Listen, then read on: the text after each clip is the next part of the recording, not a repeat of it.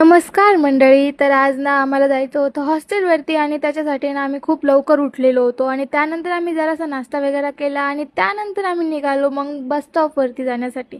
मग बस स्टॉपवरती गेल्यानंतर काय कळालं माहिती की आम्हाला तिकडे बसच येणार नाही. मग ना आमच्या डोक्यात आलं आपण रेल्वेने जायला हवं, कारण तिथून ना रेल्वे स्टेशन खूप जास्त जवळ आहे.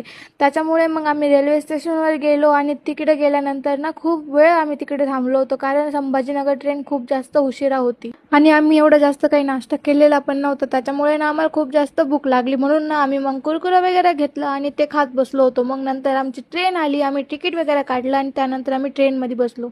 तिकडे ना एवढी जास्त गर्दी होती, त्यात आम्हाला एक दोनच सीट मिळाले. त्याच्यानंतर ना कुठे गर्दी थोडी थोडी कमी झाली आणि त्यानंतर संभाजीनगर पण येऊन गेलं आणि ना नंतर मग आम्ही हॉस्टेलला पोहोचलो. आम्हाला रिक्षा पण लवकरच भेटली होती आणि हॉस्टेलला पोहोचल्यानंतर ना आम्ही पहिले तर एकच काम केलं, काय माहिती आहे का, जेवण वगैरे केलं, कारण आम्ही सकाळपासून काही खाल्लेलंच नव्हतं. आणि